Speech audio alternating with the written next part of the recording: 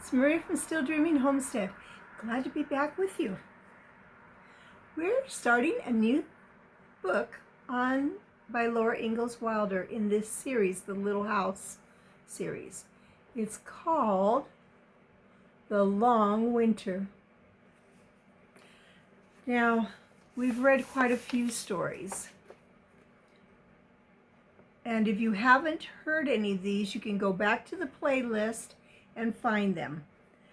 Little House in the Big Woods, Farmer Boy, Little House on the Prairie, On the Banks of Plum Creek, By the Shores of Silver Lake, and now we're starting The Long Winter. So, this is by Laura Ingalls Wilder. Make hay while the sun shines. And here's the little interesting picture they decided to put there. The mowing machine whirling sounded cheerful from the old buffalo wallow south of the claim shanty, where blue-stemmed grass grew thick and tall, and Pa was cutting it for hay. The sky was high and quivering with heat over the shimmering prairie. Halfway down to sunset, the sun blazed as hotly as at noon. The wind was scorching hot, but Pa had hours of mowing yet to do before he could stop for the night. Laura drew up a pailful of water from the well at the edge of the big slough. She rinsed the brown jug till it was cool in her hand. Then she filled it with fresh, cool water, corked it tightly, and started with it to the hayfield. Swarms of little white butterflies hovered over the path. A dragonfly with gauzy wings swiftly chased a gnat. It's a tiny, tiny, like little fly, but so tiny. On the stubble of cut grass, the striped gophers were scampering. All at once they ran for their lives and dived in their little holes. Then Laura saw a swift shadow and looked up at the eyes and claws of a hawk overhead. But all the little gophers were safe in their holes. Pa was glad to see Laura with the water jug. He got down from the mowing machine and drank a mouthful. "Ah, that hits the spot," he said, and tipped up the jug again. Then he corked it, and setting it on the ground, he covered it with cut grass. "This sun almost makes a fellow want a bunch of sprouts to make shade," he joked. He was really glad there were no trees. He had grubbed so many sprouts from the clearings in the big wood every summer. Here on the Dakota prairie, though, there was not a single tree, not one sprout, not a bit of shade anywhere. "A man works better when he's warmed up anyways," Pa said cheerfully, and chirruped to the horses. Sam and David plodded on, drawing the machine. The long steel-toothed blade went steadily whirling against the tall grass and laid it down flat. Pa rode high on the open iron seat, watching it lay down, his hand on the lever.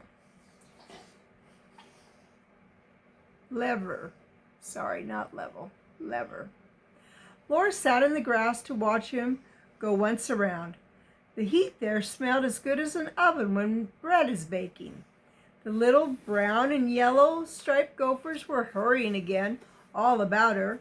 Tiny birds fluttered and flew to cling to the bending grass stems, balancing lightly. A striped garter snake came flowing and curving through the forest of grass. Sitting hunched with her chin on her knees, Laura suddenly felt as big as a mountain when the snake curved up its head and stared at the high wall of her calico skirt. Its round eyes were shining like beads, and its tongue flickered so fast it had a gentle look. Laura knew that garter snakes would not harm anyone, and they're good to have on a farm because they eat insects that spoil crops. It will also eat things like mice. It stretched its neck low again and making a perfect square of itself, because it could not climb over Laura, it went flowing around her and away in the grass. Then the mowing machine whirled louder and the horses came nodding their heads slowly in time with their feet. David jumped when Laura spoke under his nose. "Whoa," Pa said, startled. "Laura, I thought you'd gone. Why are you hiding in the grass like a prairie chicken?" "Pa," Laura said, "why can't I help you make hay?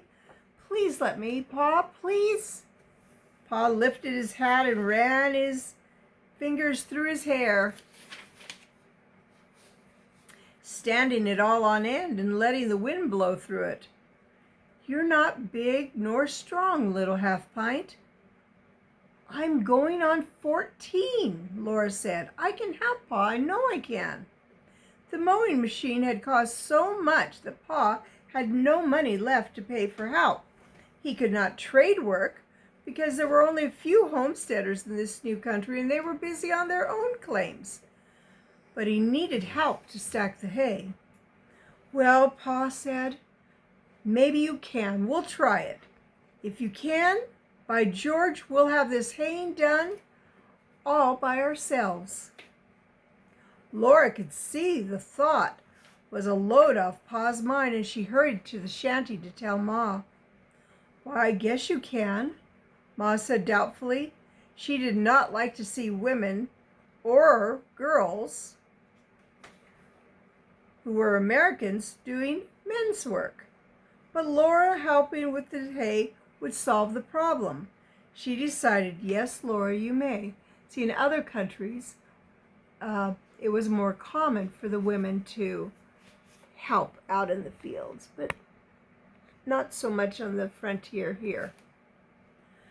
Carrie eagerly offered to help. "I'll carry the water out to you. I'm big enough to carry the jug." Carrie was almost 10, but small for her age. "And I'll do your share of the housework besides mine," Mary offered happily. She was proud that she could wash dishes and make beds as well as Laura, even though she was blind. The sun and the hot wind cured the cut grass so quickly that Pa raked it up the next day. He raked it into long windrows. Then he raked each windrow into a big haycock. Remember how they stood it up high? In the early morning, while the dawn was still cool and meadowlarks, that's a bird, were singing, Laura rode to the field with Pa on the hay rack. There, Pa walked beside the wagon and drove the horses between the 2 rows of haycocks. At every haycock, he stopped the horses and pitched the hay up into the hay rack, came tumbling loosely over the high edge, and Laura trampled it down. Up and down and back and forth she trampled the loose hay with all the might of her legs. She was pressing it down, while the forkfuls kept coming over and falling. She went on trampling while the wagon jolted to the next haycock. When Pa pitched more hay from the other side. Under her feet, the hay climbed higher and higher, trampled down as solidly as hay can be. Up and down, fast and hard, her legs kept going, the length of the hay rack and back, and across the middle. The sunshine was hotter, and the smell of the hay rose up sweet and strong. Under her feet, it bounced, and over the edges of the hay rack it kept coming. All the time she was rising higher and higher on the trampled down hay. Her head rose above the edge of the rack, and she could have looked at the prairie if she stopped trampling. Then the rack was full of hay, and still more came flying up from Pa's pitchfork. I'll show you what it looks like.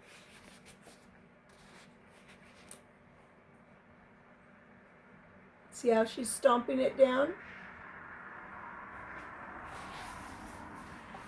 Laura was very high up now, and the slippery hay was sloping down around her. She went on trampling carefully, Her face and neck were wet with sweat, and sweat trickled down her back, and her sunbonnet hung by its strings, and her braids had come undone. Her long brown hair blew loose in the wind. Then Pa stepped up on the whiffletrees. He rested one foot on David's broad hip and clambered up onto the load of hay. "You've done a good job, Laura," he said. "You trampled the hay down so well that we've got a big load on the wagon." Laura rested in the prickly warm hay while Pa drove near to the stable. Then she slid down and sat in the shade of the wagon. Pa pitched down some hay, then climbed down and spread it evenly to make a big round bottom of the stack. He climbed into the load and pitched more hay, then climbed down and leveled it on the stack and trampled it down. "I could spread it, Pa," said Laura, "so you wouldn't have to keep climbing up and down." Pa pushed back his hat and leaned for a minute on the pitchfork. "Stacking is a job for two, that's a fact," he said. "This way takes too much time. Being willing helps a lot." "But you're not very big, little half-pint." She could only get him to say, "Well, we'll see." But when they came back with the next load, he gave her a pitchfork and let her try. The long fork was taller than she was, and she did not know how to use it. So she handled it clumsily. But while Pa tossed the hay from the wagon, she spread it as well as she could, walking around and round on the stack to pack it tightly. In spite of the best she could do, Pa had to level the stack for the next load. Now the sun and the wind were hotter, and Laura's legs quivered while she made them trample the hay. She was glad to rest for the little tines between the field and the stack. She was thirsty. Then she was thirstier. And then she was so thirsty that she could think of nothing else. It seemed forever till 10 o'clock when Carrie came lugging the jug half full. Pa told Laura to drink first, but not too much. Nothing was ever so good as that cool wetness going down her throat. At the taste of it, she stopped in surprise, and Carrie clapped her hands and cried out loud, "Didn't tell you, Laura, didn't tell till Pa tastes it." Ma had sent them ginger water. She had sweetened the cool well water with sugar, flavored it with vinegar, and put in plenty of ginger to warm their stomachs so they could drink till they were not thirsty anymore. Ginger water would not make them sick, as plain cold water could when they were so hot. Such a treat made the ordinary day into a special day. The first day that Laura helped in the haying. By noon, they had hauled all the hay and finished the stack. Pa toppled it himself. It takes great skill to round the top of a haystack so that it will shed the rain. Dinner was ready when they went to the shanty. Ma looked sharply at Laura and said, "Is the work too hard for her, Charles?" "Oh, no. She's as stout as a little French horse. She's been a great help," said Pa. It would have taken me all day to stack that hay alone, and now I have the whole afternoon for mowing." Laura was proud. Her arms ached, and her back ached, and her legs ached. And that night in bed, she ached all over so bad that tears swelled out of her eyes, but she did not tell anyone. As soon as Pa had cut and raked enough hay for another stack, he and Laura made it. Laura's arms and legs got used to the work and didn't hurt so badly. She liked to see the stacks that she helped to make. She helped Pa make a stack on each side of the stable door and a long stack over the whole top of the dugout. And it's kind of what it looks like from out in the field. You can even see their little house.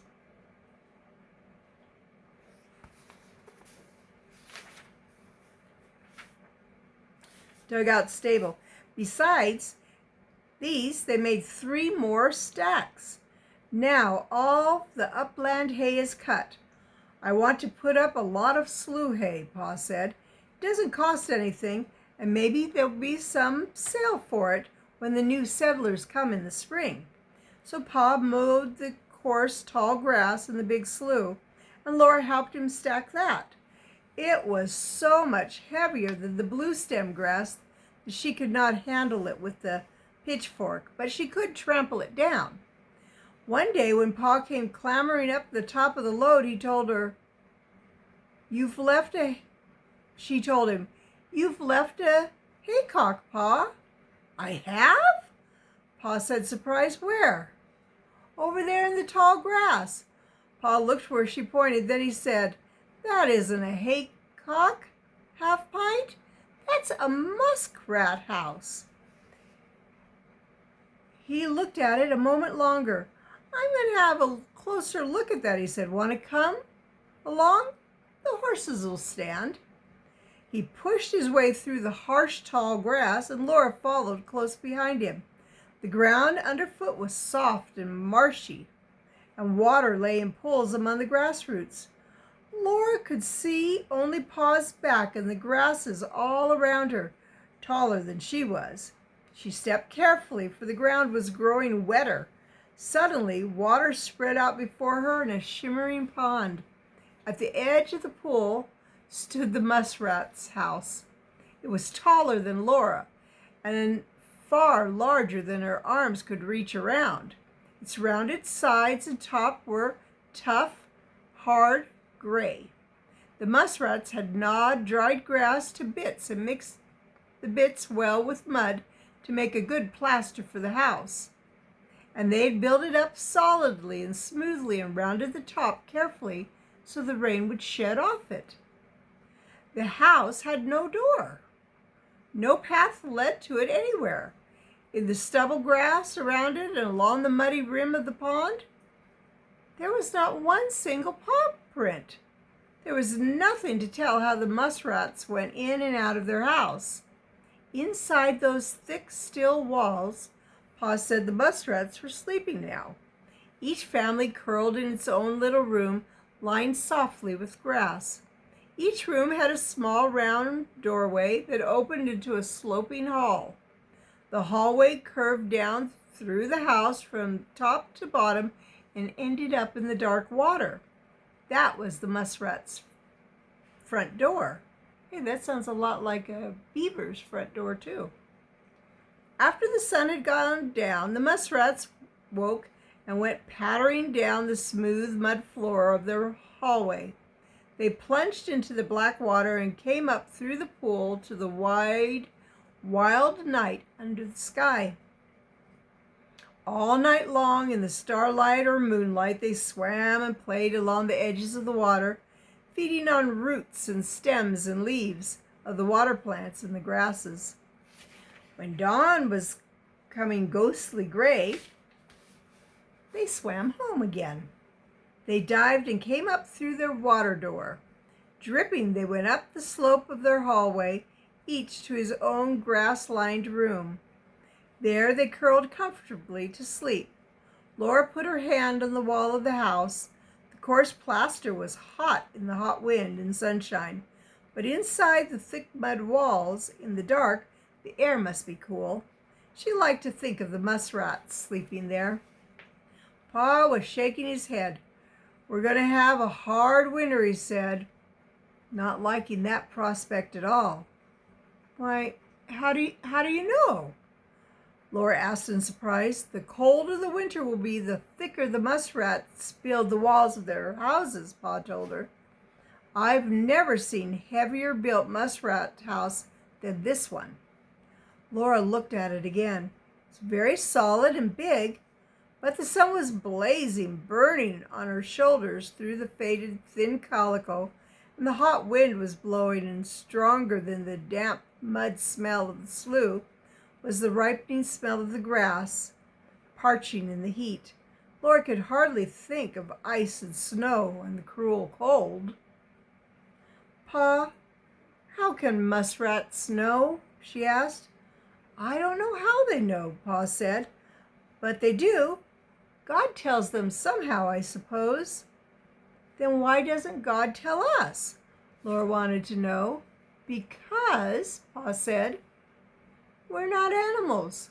We're humans. And, like it says in the Declaration of Independence, God created us free. That means we get to take care of ourselves. Laura said faintly, I thought God takes care of us. He does, Pa said, so far as we do what's right. And he gives us a conscience and brains to know what's right. But he leaves it to us to do as we please. That's the difference between us and everything else in creation. Can't muskrats do as they please? Laura asked, amazed. No, said Pa. I don't know why they can't, but you can see that they can't. Look at the muskrat's house.